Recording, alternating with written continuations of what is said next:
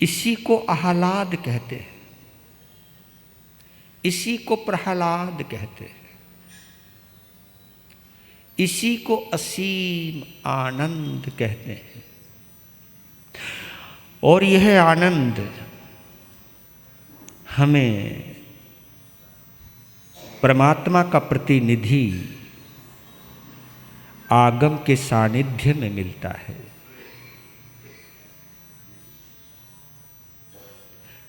वर्तमान में तीर्थंकर नहीं, लेकिन उनकी वाणी हम सभी के लिए तीर्थंकर के समान है। यही हमारी पथ प्रदर्शिका है, यही हमारी गाइडलाइन है, यही गुरु है हमारा।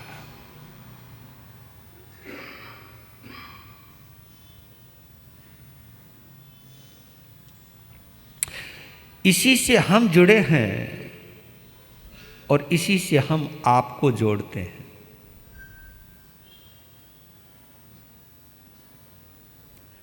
अगर हम इससे अलग हो जाएं तो हम भी आपको इससे नहीं जोड़ पाएंगे।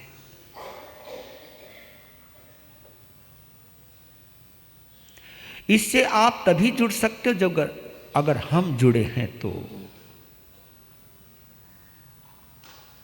और ये हमारा एकांत कर्तव्य है कि आपको आगम के माध्यम से आत्मा से जोड़ दे, ताकि आप और हम आत्मा के माध्यम से परमात्मा से जुड़ सकें। क्या सीक्वेंस है,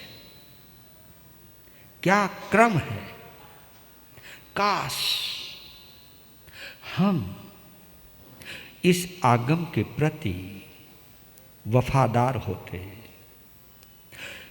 ये आगम केवल हमारी जिह्वा का विषय न होकर जीवन का विषय बन जाता, तो फिर हमारे में ही नहीं,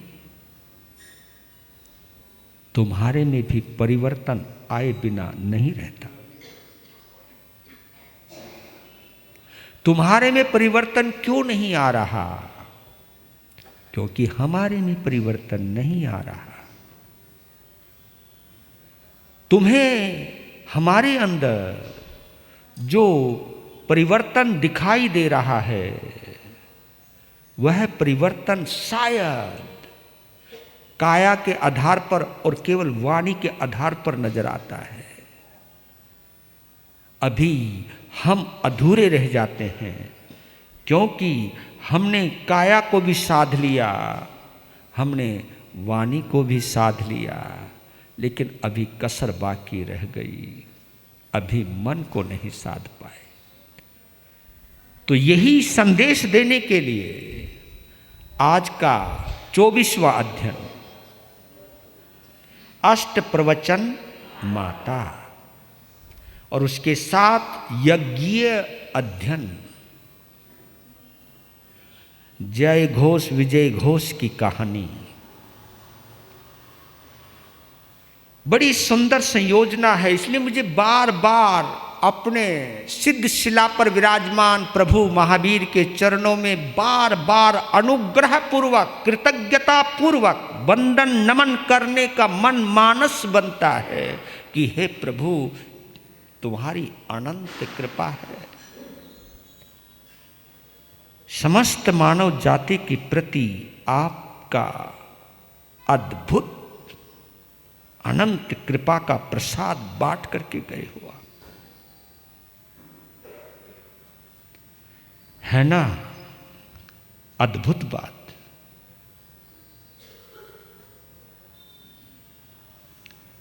तेईस तीर्थंकर निर्वाण के पलों में एकांत में चले गए।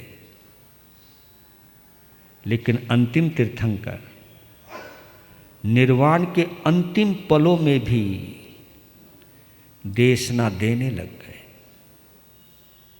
ये अद्भुत घटना है, ये परम उपकार है प्रभु का। अंतिम, और देखिए जब तक निर्वाण का श्वास नहीं निकला तब तक वो देशना, आप महसूस कीजिए कि कितना उपकार है मेरे प्रभु का। क्योंकि उन्हें मालूम है कि आने वाला पंचम काल बड़ा गजब का होगा। गृहस्थी तो क्या, साधु साध्वी भी भ्रमित हो जाएंगे, वो भी कहीं ना कहीं उलझ जाएंगे। इसलिए अगर कोई भी साधु साध्वी, श्रावक और श्राविका हृदय से अंतिम देशना पर कोई नजर दौड़ाएगा, कोई भव्य जीव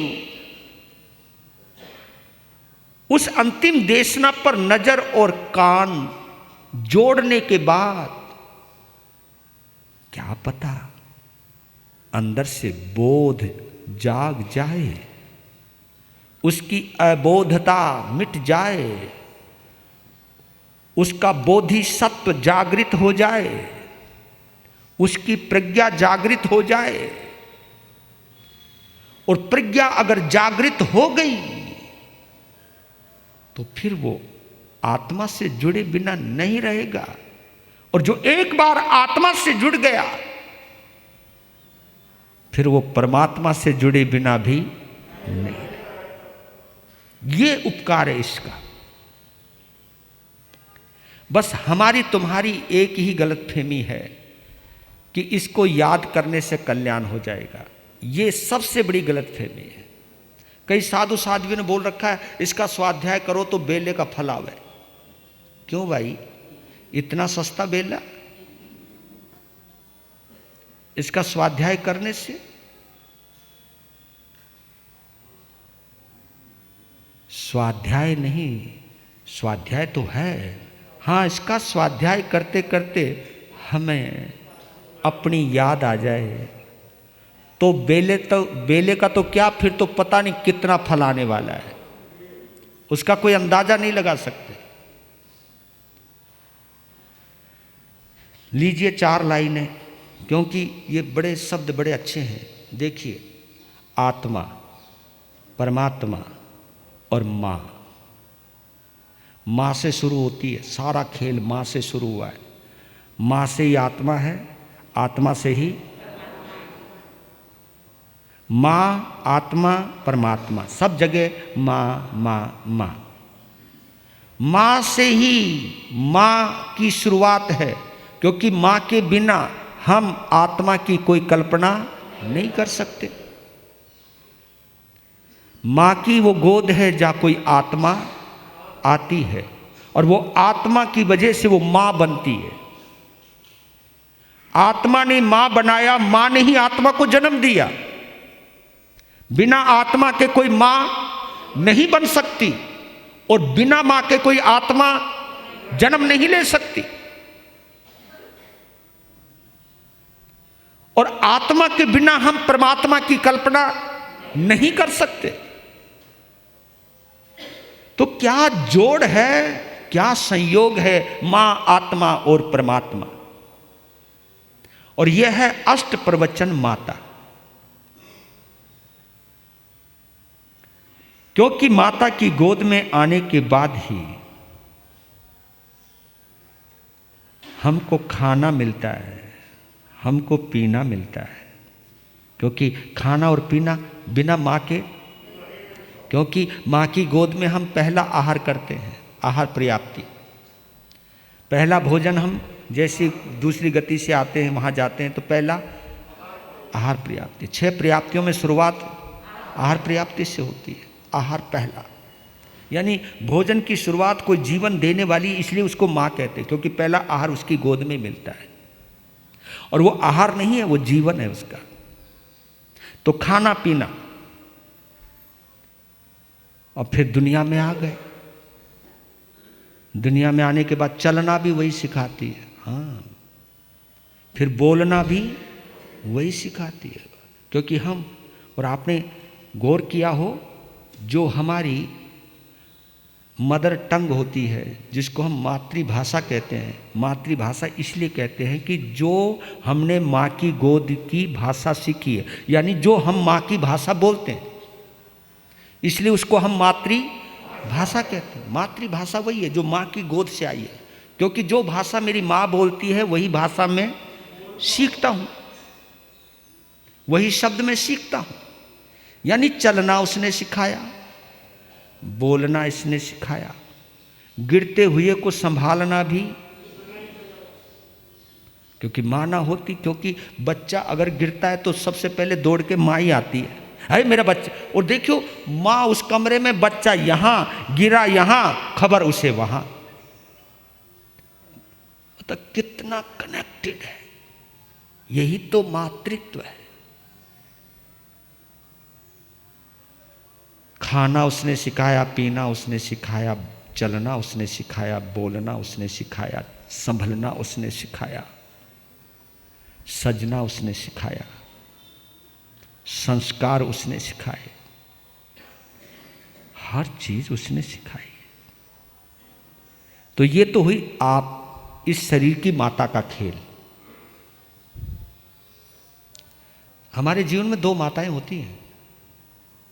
एक माँ वो है जो शरीर को जन्म देती है, और एक दीक्षा लेने के बाद हमारी ये वाली माँ है,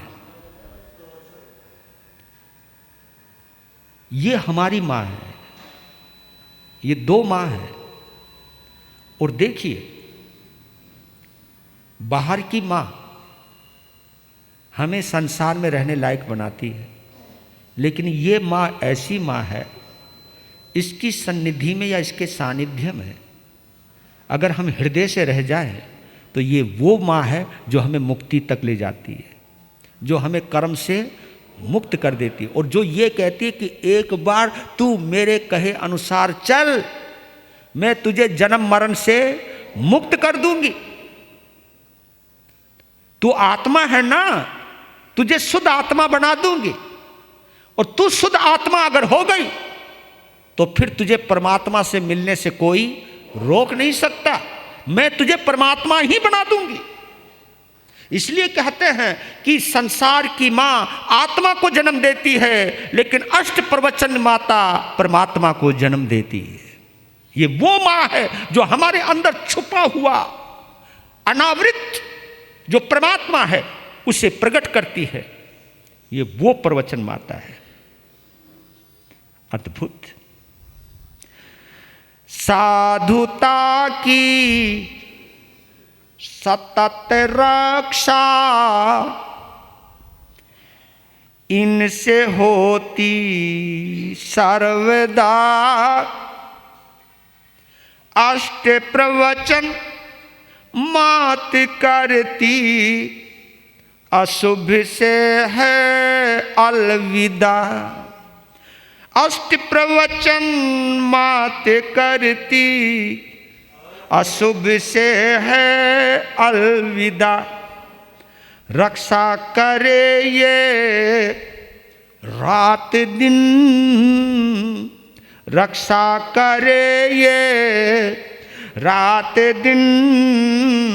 साधकों की साधना मुक्त करती भाव भ्रमण से इनकी सम्यक पालना। मुक्त करती भाव भ्रमण से इनकी सम्यक पालना। क्या बात है भाई, मजा आ गया भाई। बस तुम्हें आयो ना आयो, मुझे तो जरूर है। मतलब शब्दों में भी क्या जादू है, शब्दों की भी क्या संयोजना है, शब्दों की भी क्या अभिव्यंजना है, अभिव्यंजना, अभिव्यक्ति।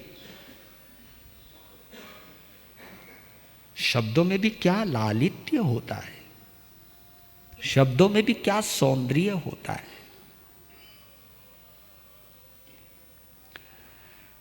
साधुता की सतत रक्षा इनसे होती है सर्वदा। साधुता और प्रवचन माता का बड़ा गहरा संबंध है। ये तो कोई हमारा अंतराय कर्म हो सकता है, क्योंकि मुझे ऐसा लगता है, मैं आप लोगों की तो बात नहीं कह सकता, लेकिन मां जो है उसको अध्यात्म की पहली किरण कहते हैं, जो मां होती है।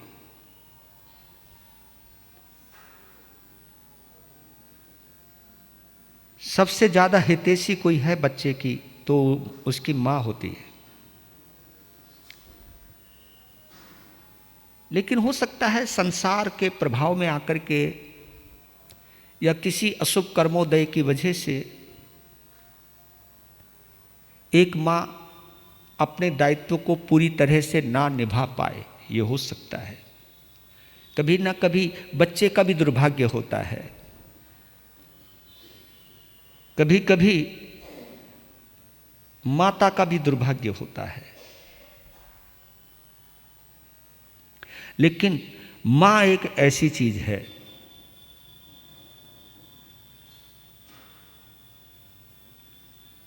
क्योंकि इसलिए बोल रहा हूं कि मां का मातृत्व ही है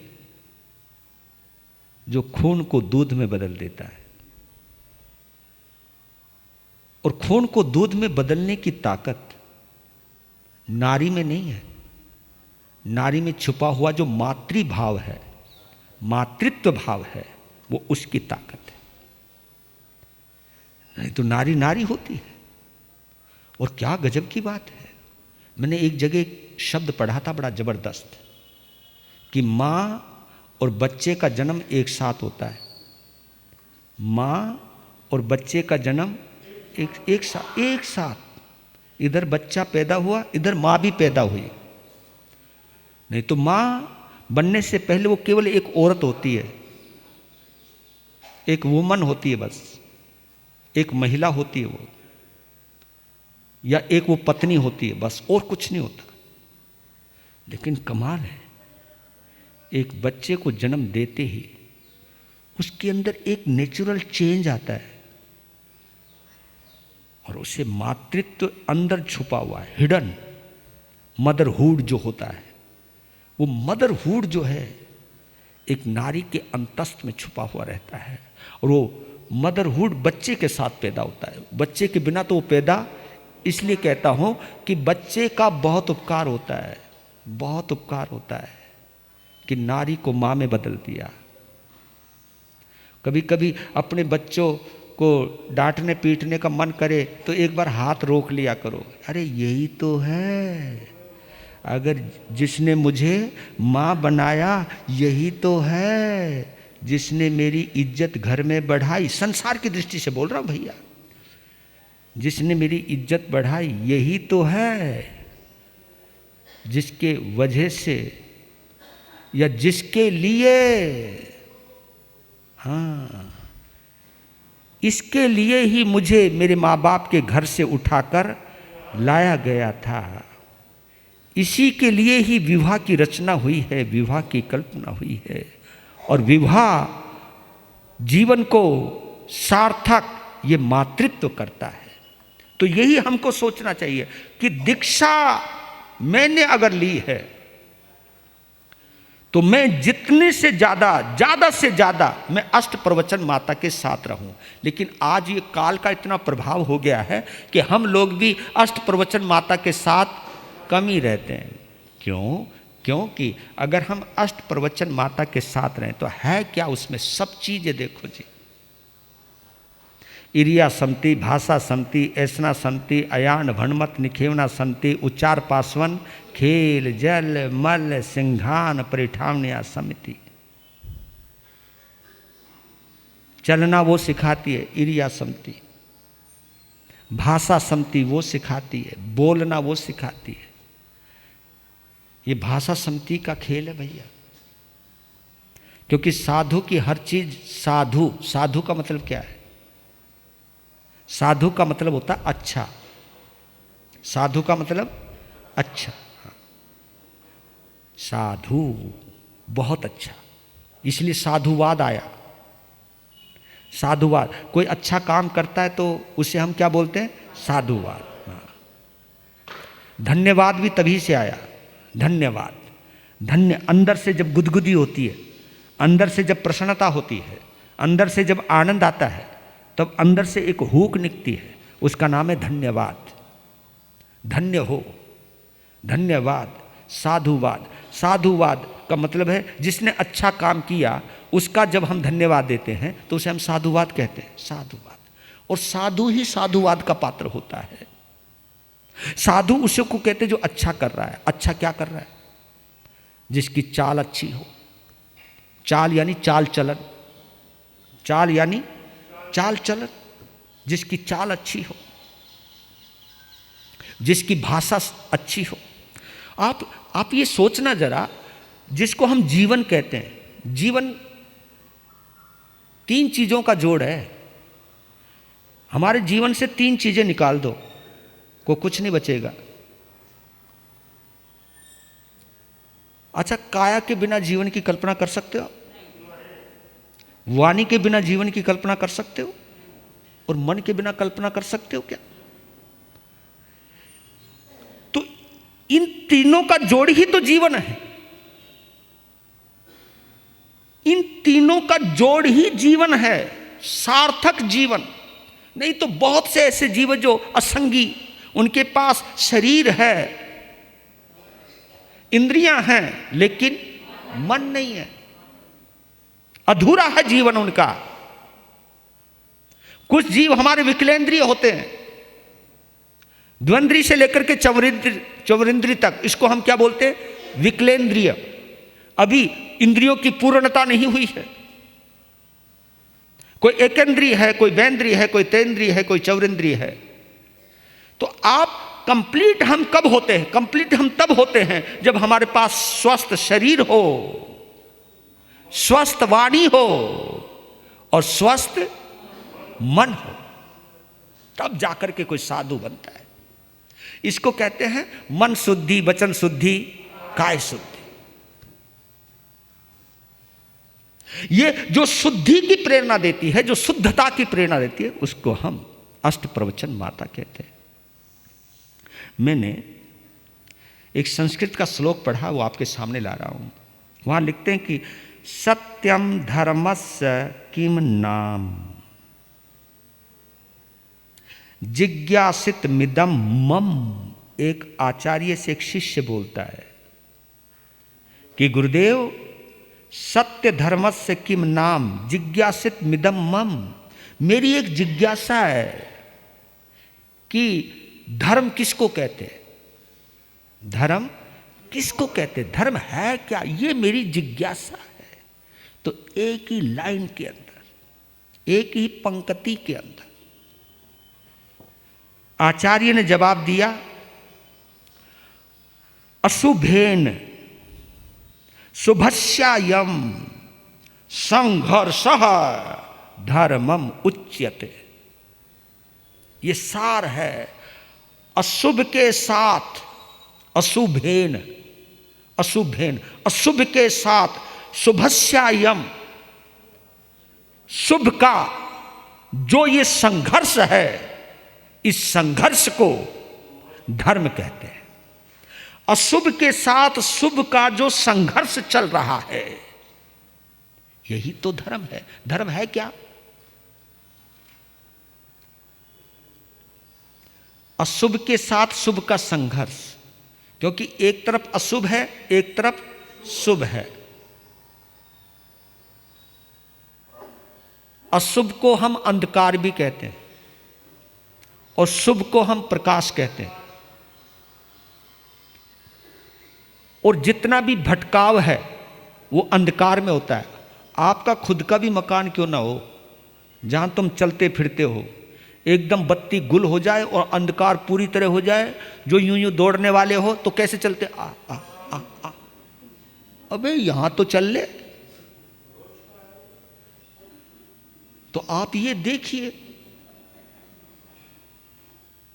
अशुभ का शुभ के साथ संघर्ष जो है, इसी को धर्म का, धर्म है क्या कि मैं अशुभ से शुभ की ओर जाऊं।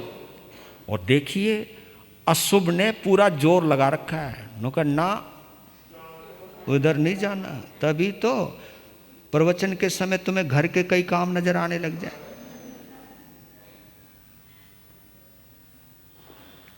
और आप लोगों को प्रवचन के समय पता नहीं कितने काम नजर आने लग जाए।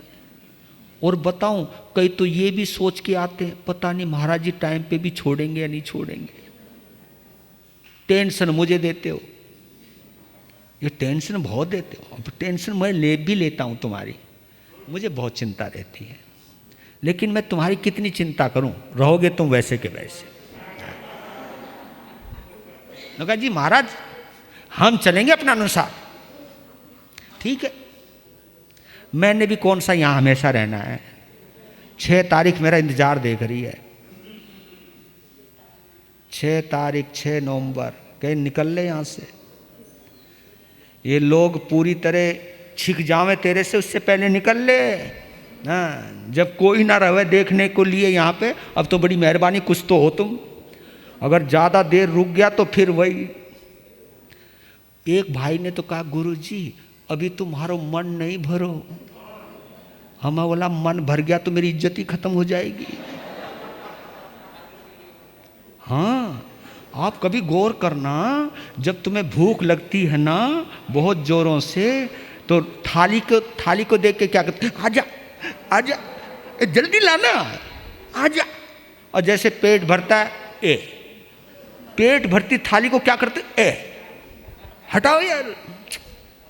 अब बताओ, उसी समय थोड़ी देर पहले थाली को देख के लार टपका रहे थे, और जैसे पेट भरा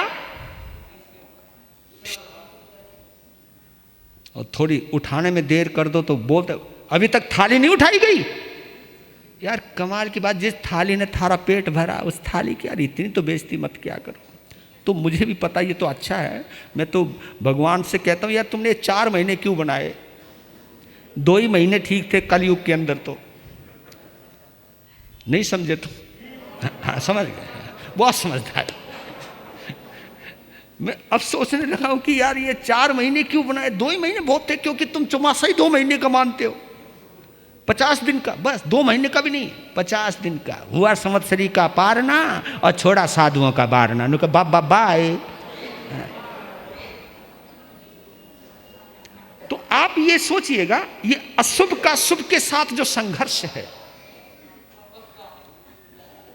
अशुभ का शुभ के साथ जो संघर्ष है, इसी को ही धर्म कहते हैं। यही जिंदगी है।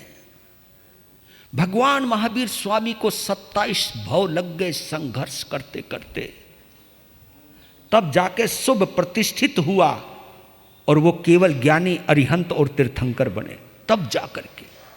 और ये तो वो है जब से सम्यक धारण किया था भगवान ने। उससे पहले पता नहीं कहां कहां भटके होंगे मेरे भगवान, और हम भी कहां कहां भटक रहे हैं, कहां कहां लटक रहे हैं। तो अद्भुत है ये। और एक चीज जरूर कहना, अशुभ का अस्तित्व को नकारा नहीं जा सकता, इसका अस्तित्व है, अशुभ का अस्तित्व है। लेकिन एक सुखद बात और है इसके साथ, कि ये अशुभ शाश्वत नहीं है। यह अशुभ शाश्वत नहीं है, ये एक अच्छा है। अशुभ का अस्तित्व है पर यह शाश्वत नहीं है। और ये अपने आप में स्वीकार कर लेना, ये बहुत बड़ी बात है। ये अपने आप में स्वीकार कर लेना कि ये अशुभ है, ये भी बहुत बड़ी बात है। मैं यहां गलत हूं, ये स्वीकार करना भी एक बहुत बड़ा धर्म है। अपनी गलती को कबूल करना, हमारे धर्म के अंदर सबसे पहला धर्म बतलाया, अपनी गलती को, अपनी भूल को स्वीकार करना। यह सबसे पहला धर्म है, क्योंकि जब तक भूल को स्वीकार नहीं करोगे, गलती को स्वीकार नहीं करोगे, तो वो दूर होने वाली नहीं है। तो पहली बात यह है कि भूल को स्वीकार करना। दूसरा यह भाव आना कि यह शाश्वत नहीं है। और तीसरा ये भाव आना कि मनुष्य में अशुभ को निरस्त परास्त करने का सामर्थ्य है। ये हमारे अंदर आना चाहिए कि अशुभ को निरस्त और परास्त करने का सामर्थ्य है। ये एबिलिटी मनुष्य जन्म के अंदर है। ये हमारे अंदर है योग्यता कि हम अशुभ को निरस्त कर सकते हैं, शुभ को प्रतिष्ठित कर सकते हैं।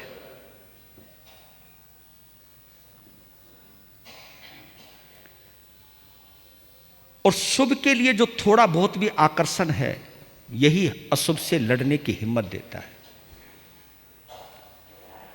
तो ज़्यादा, और ये आप समझिएगा, अगर काम करना ही पड़े तो तरीके से करना समिति कहलाता है। और जब ये सोच लो कि अब मुझे काम करने की जरूरत नहीं है, मुझे निवृत्ति को प्राप्त करना है, तो मन गुप्ती कहलाती है।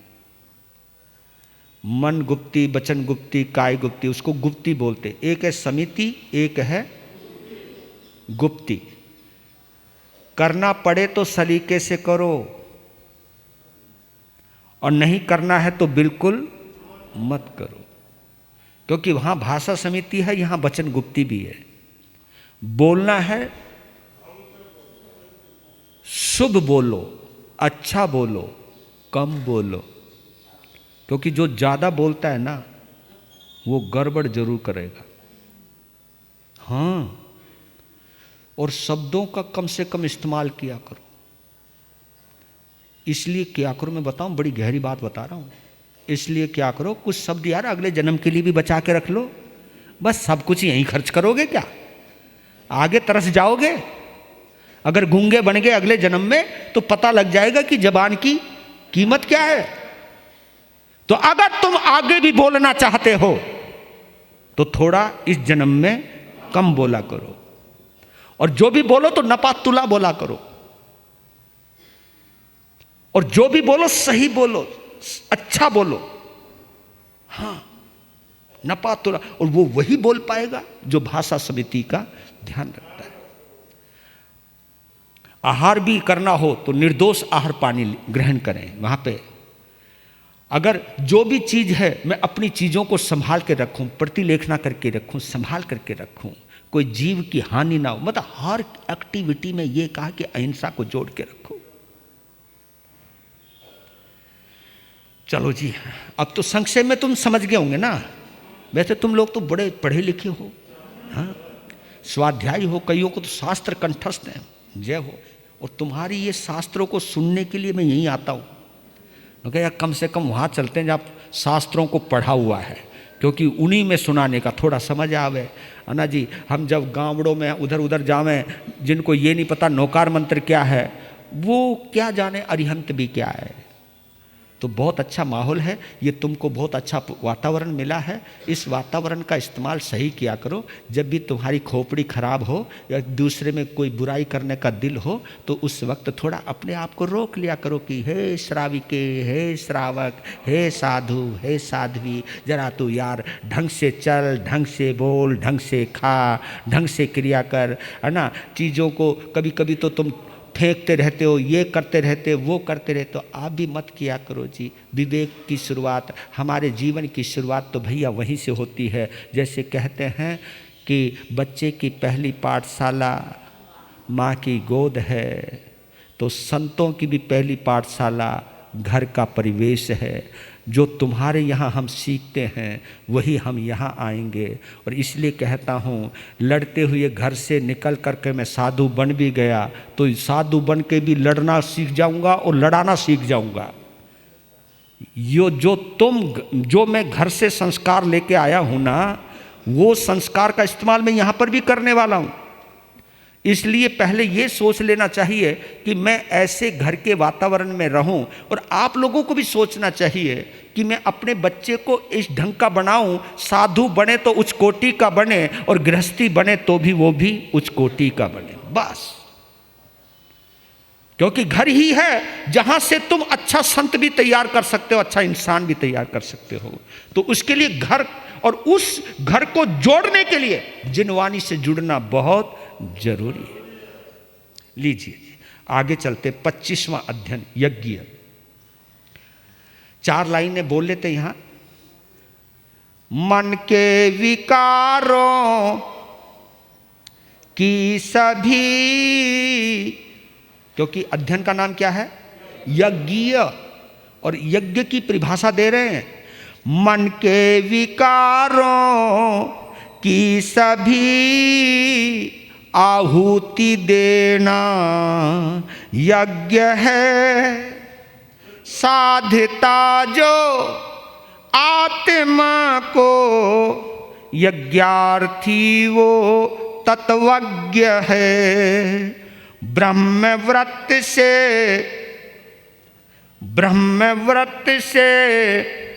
ब्रह्म होता श्रमण है, संभाव से शूद्र और क्षत्रिय होते, कर्म के अनुभाव से। शूद्र और क्षत्रिय होते कर्म के अनुभाव से। मन के विकारों की सभी आहुति देना यज्ञ है। असली यज्ञ यह है कि मेरे मन में जितने भी विकार हैं, विकार क्योंकि 2 शब्द आते हैं, एक है संस्कार और एक होता है विकार। एक होता है सुधरा हुआ, एक होता है बिगड़ा हुआ। जो वस्त्र फट जाता है, चीर चीर हो जाता है, उसे हम छोड़ देते हैं। जो चीज गंदी हो जाती है, सड़ जाती है, उसे हम परख देते हैं, क्योंकि वो विकृत हो गई है, विकार युक्त हो गई है। बिगड़ी हुई चीज अच्छी नहीं होती। ऐसे ही चीज बिगड़ी हुई नहीं, क्योंकि चीज बिगड़ने से केवल चीज बिगड़ती है, लेकिन मन बिगड़ने से जीवन बिगड़ता है। मन अगर बिगड़ जाए तो जीवन बिगड़ता है, भाषा बिगड़ जाए तो रिश्ता बिगड़ता है, जीव बिगड़ जाए तो स्वास्थ्य बिगड़ता है, काया बिगड़ जाए यानी टेढ़ी मेढ़ी हो जाए, गंदी हो जाए, अपंग हो जाए, विकलांग हो जाए, तो हमारे अंदर हीन भावना आ जाती है। तो इसलिए हर चीज के अंदर एक विचार जरूर कीजिए कि असली यज्ञ वो है कि मैं विकारों की, विषय और विकारों की, कसायों की उसमें आहुति दूं। मैं अपने विकार कम करूं, मैं अपने कसाय कम करूं, मैं अपनी बुराइयां कम करूं। मेरे अंदर जो जो बुराइयां हैं, जिनकी वजह से मैं समाज में ही बुरा नहीं हूं, मैं अपने आप में भी बुरा बन चुका हूं, मैं अपनी नजरों में भी गिर चुका हूं। इसलिए मैं कभी कभी सोचता हूं भैया कि आपको इतना अच्छा जिन शासन मिला, लेकिन जिन शासन से जुड़ने के बावजूद भी सामायिक भी करते हो, संबर भी करते हो, प्रवचन भी सुनते हो, लेकिन कोई गुटखा खाता है, कोई शराब पीता है, कोई गंदे काम करता है, कोई कुछ करता है, कोई कुछ करता है, कोई कुछ करता है, कोई टांग खींचता है। ऐसे आपके अंदर भी कुछ ना कुछ होता रहता है। तो आप ये सोचा करो जब भी हम सामायिक करें, क्योंकि हमारे यहाँ सामायिक को भी यज्ञ कहा है। एक यज्ञ होता है जो हवन कुंड में किया जाता है, एक यज्ञ होता है जो हमारे जीवन कुंड में किया जाता है। हवन कुंड का यज्ञ आसान होता है, क्योंकि बाहर से चीज़ें चाहिए, घी बाहर का चाहिए, और जो उसके अंदर डाला जाता है आहुति की सामग्री वो भी बाहर मिल जाती है। तो एक हवन कुंड होता है और एक जीवन कुंड होता है। तो जीवन कुंड में बुराइयों की आहुति देकर हवन करना, यज्ञ करना, यही हमारे जिन शासन में सर्वश्रेष्ठ यज्ञ बतलाया है। ये कहानी ऐसी है क्योंकि यहाँ ब्राह्मण हैं दोनों भाई, जय घोष और विजय घोष, दोनों भाई हैं आपस में और ब्राह्मण हैं। और ब्राह्मण को इस धरती का सबसे बड़ा साधक माना है। उसके लिए एक बहुत अच्छा शब्द का प्रयोग किया गया है। दो ही शब्द है। राजाओं के लिए भूपति शब्द का इस्तेमाल हुआ है, लेकिन ब्राह्मणों के लिए भूदेव का इस्तेमाल हुआ है। भूदेव, दोनों के साथ भू शब्द जुड़ा है। जो धरती का मालिक है उसे भूपति कहते हैं, पति यानी स्वामी, भूपति। और जो इस धरती का देवता है उसको भूदेव कहते हैं। ब्राह्मण को, हाँ, राजा भी ब्राह्मण के आगे नमस्कार करता है। पूरे अपना विवाह, बाल बच्चों का विवाह, कोई भी धार्मिक अनुष्ठान वो भी बिना ब्राह्मण के नहीं कर सकता है। यानी राजा को भी, इस धरती के मालिक को भी ब्राह्मण की जरूरत पड़ती थी, इसलिए ब्राह्मण को भूदेव कहा है। और सनातन दृष्टि से देखा जाए तो ब्राह्मण को ब्रह्मा का मुख कहा है, ब्रह्मा का मुख का, ये सनातन मान्यता है। सनातन मान्यता है कि ब्रह्मा के, जैसे ब्रह्मा को 4 भागों में डिवाइड कर दिया, उसके अंगों को डिवाइड कर दिया। तो जो मुख है वो ब्राह्मण है, जो छाती है वो क्षत्रिय है, जो पेट है वो वैश्य है, जो टांग है वो क्षुद्र है। ये 4 भाग है। और देखा जाए, गौर करना, आप जब अच्छा सोचते हो तो ब्राह्मण होते हो, जब किसी की रक्षा करने के भाव आते हैं तो तुम क्षत्रिय होते हो, तुम ही क्षत्रिय होते हो। और जब पेट का सवाल आता है, लेकिन एक भाव, क्योंकि बनिया, बनिया शब्द आता है, तुम लोगों को बनिया, कभी कभी बनिया बोला जाता है, और बनिया की परिभाषा जानते हो, जो खुद बने और दूसरों को बनाए, उसका नाम है बनिया। ऐसा कितना बढ़िया नाम है, बनिया। बस तू भी बन और मैं भी बनूं, हो जा बनिया। तो ये शब्द जो है, लेकिन जो केवल अपने ही पेट की चिंता करता है, दूसरे की पेट की चिंता नहीं करता है, वो बनिया नहीं कहलाता है। तुम्हारे कान में बोलो क्या, वो बनिया नहीं कहलाता है। बेशक से हमारी टांग नीचे की तरफ है, लेकिन ये मत भूलो कि ये टांगे भी ब्रह्मा की टांगे हैं, ये ब्राह्मण की टांगे, ये ब्रह्मा की टांगे हैं। और क्योंकि इसी के ऊपर ये पूरा ढांचा खड़ा हुआ है, और चरणों के अंदर इसलिए वंदना करते हैं क्योंकि चरण हमारे आचरण का प्रतीक कहे जाते हैं। ये चरण हमारे आचरण का प्रतीक कहा जाता है। आपका दिमाग चाहे कितना भी हाई फाई क्यों ना हो, तुम्हारी छाती बेशक से 56 इंच की क्यों ना हो, तुम्हारा पेट चाहे कितना भी नमो रिहंतानम क्यों ना हो, लेकिन भैया प्रणाम तो चरणों में होगा। चरणों में इसलिए प्रणाम करते हैं कि पूरे के पूरे आदमी को ढो के चलता है, ये धन्य यार।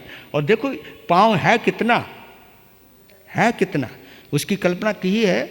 नारी जो सुहागवती होती है, जो पाजेब पहनती है, पाजेब का नीचे का जो हिस्सा होता है उसको पाँव कहते हैं, उसको पाँव कहते हैं। और उसी के ऊपर ये आपका 6 फुट का, 5 फुट का, 4 फुट का जो भी शरीर उसी के ऊपर टिका हुआ है। देखो टिका हुआ है, इतने शरीर को टिका के रखना यार कोई बच्चों का खेल है।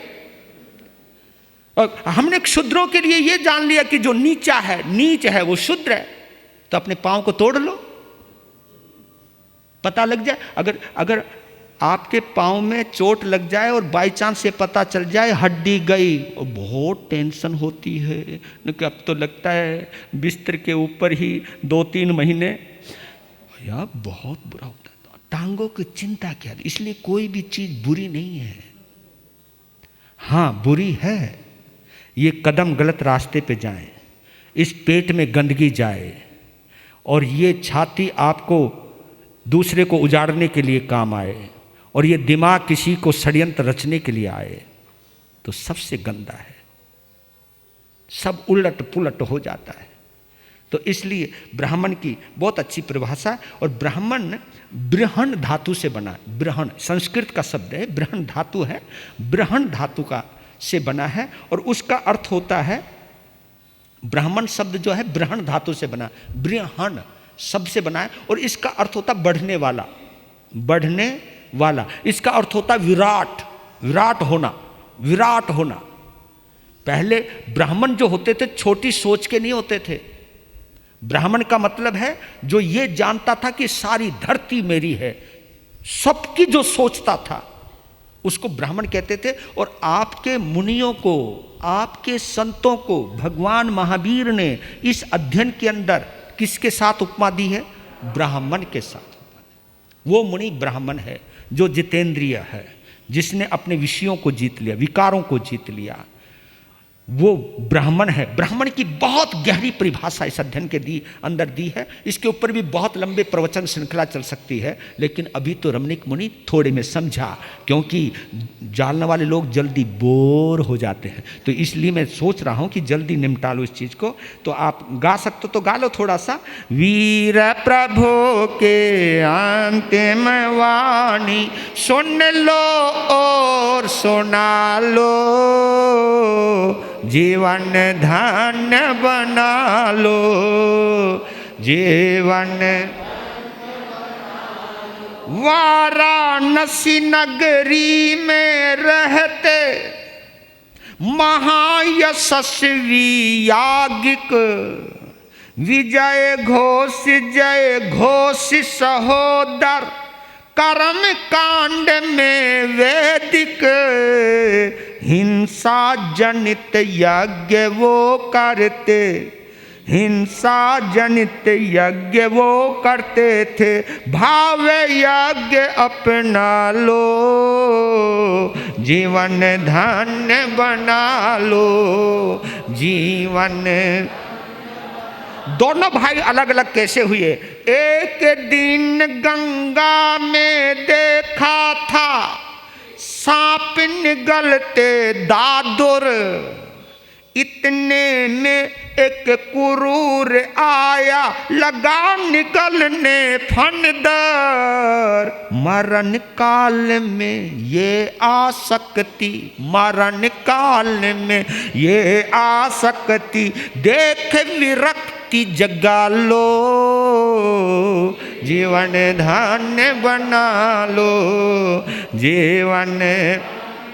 जय घोष और विजय घोष और जय घोष, विजय बड़ा भाई है, जय घोष छोटा भाई है। दोनों ही ब्राह्मण कुल में हैं, दोनों ही वैदिक ब्राह्मण हैं, यज्ञ करने में बड़े माहिर हैं, यज्ञ पर ही भरोसा है। तो एक बार जय घोष गंगा नदी पर स्नान करने के लिए गए। वहां एक नजारा देखा कि एक सांप मेंढक को निगल रहा है और मेंढक एक मक्खी को निगल रहा है। और देखो सीक्वेंस देखना, इतने में कुरर राम का पक्षी आया, उसने सांप को पकड़ लिया। तो कुरर ने सांप को पकड़ लिया है, सांप ने मेंढक को पकड़ रखा है, मेंढक ने मक्खी को पक कर रहा है, उसको दबाने की कोशिश कर रहा है। वो देखने लगा, यार ये क्या, यार आदमी मरने वाला है लेकिन मेंढक मक्खी को छोड़ने को तैयार नहीं। सांप भी मरने वाला है, सांप भी मेंढक को, यार ये तो सभी एक दूसरे के पीछे पड़े। और ये तुम सब भी जानते हो, यही हमारे जीवन में, जिंदगी में मरने के करीब बैठे फिर भी पता नहीं किस किस को लूटने का चांसेस बना रखा है कि ये हड़प लो, वो हड़प लो, ये, अरे यार अभी मरने वाला है, जीवन खत्म होने वाला है, लेकिन ये भैया इच्छा हमारी कभी खत्म होती नहीं है। ये दृश्य को देख करके जय घोष को तो पता नहीं वही खड़े खड़े वैराग्य हो गया, उसने तो गंगा में डुबकी भी नहीं मारी। कहा यार ये हो क्या रहा है। फिर वो जीवन में बदलने, जीवन के अंदर गया, कहा कि हम भी तो यही कर रहे हैं, हम भी तो एक दूसरे को ठग रहे हैं। आप अंदाजा लगाओ, आप किसी को पकड़ रहे हो, कोई आपको पकड़ रहा है ना, उसको भी कोई और पकड़ रहा है, या पकड़ने की पूरी सीखा है। छोड़ो, नहीं रे, नहीं, वो मैं नहीं बोल रहा हूं, जय घोष बोल रहा है। बस तुम एकदम वो जय घोष बोल रहा है भाई, छोड़ो यार, यार जिंदगी है क्या यार। बस वहीं से वो बदल गया, उसने दीक्षा ली, दीक्षा करके बड़ी गहन साधना करी, मास खमन करने लगे। एक बार मास खमन के पारने में वाराणसी आ गए, शरीर पूरी तरह सूख कर, अरे जब ब्राह्मण थे खाते और पीते थे, पेट आगे था, मस्तक लाल था और ये था वो था, तपस्या करने लगे तो बंदा सिकुड़ गया, है ना जी, पतला सा हो गया। और उसको देख करके कोई ये कह ही नहीं सकता था कि ये जय घोष है। और यहाँ तक कि उसका सगा भाई विजय घोष भी जब यज्ञ मंडप में जय घोष खड़ा हुआ तो जय घोष को खड़ा हुआ देख करके भी विजय घोष ने उसको पहचाना नहीं, क्योंकि पूरी तरह बदल गया है। उधर वो खा रहा है, इधर खाए पिए को पचा रहा है, पचा ही नहीं खपा रहा है। और उसने केवल भोजन को ही नहीं खपाया है, उसने कर्मों को भी खपाया है, लुटाया है, जलाया है। और उस नर कंकाल को देख करके विजय घोष ने कहा कि हु आर यू, भाई कौन है तू? उन्होंने कहा हम साधु हैं। भाई कैसा साधु है? कहा कि हम साधु हैं, जिन शासन के साधु हैं, असली यज्ञ करने। वहाँ पे यज्ञ मंडप चल रहा है, पूरा यज्ञ। कहा कि ये असली यज्ञ नहीं है। असली यज्ञ कौन सा होता है? सवाल विजय घोष ने किया, जवाब उसने दिया कि असली यज्ञ तो ये होता है जब हम अपने विकारों का, अपनी कसायों का, अपनी बुराइयों का आहुति देते हैं, तभी वो असली यज्ञ होता है। और उस वक्त उनकी वाणी में इतना गजब का जादू हुआ, इतना प्रभाव हुआ जो मेरे अंदर 3.5 महीने में भी नहीं हो पाया, क्योंकि तुमको तो मैं नहीं बदल पाया, लेकिन उसका आवाज़, उनके प्रभाव इतना ज़बरदस्त हुआ। वो खड़ा खड़ा विजय घोष भी चक्कर खा गया और वो एकदम कहा यज्ञ करने वालों को रोक दो भाई, यज्ञ रोक दो, क्योंकि ये यज्ञ असली नहीं है। आज पता चला है गुरु महाराज के मुख से कि असली यज्ञ कौन सा होता है। और इस यज्ञ को अनुभव करते हुए हम असली यज्ञ करेंगे। तो वहीं पर उनके उपदेश से प्रभावित होकर विजय घोष ने वहां दीक्षा ली और दीक्षा लेकर के वही साधना करी जो असली यज्ञ होता है, असली ब्राह्मण होता है। और उस यज्ञ के अंदर उन्होंने अपने समस्त घाती कर्मों का क्षय किया और बाद में अघाती कर्मों को नष्ट कर कर सिद्ध और बुद्ध हुए। लो जी, अध्ययन हो गया पूरा। पर थारे पल्ले कुछ पड़ा नहीं पड़ा वो मुझे पता नहीं। आप तो ये भी कह सकते हो महाराज हमारे पल्ले पड़ा नहीं पड़ा, ये बताओ थारे पल्ले पड़ा कि नहीं पड़ा। आप तो मुझे ही बोलोगे।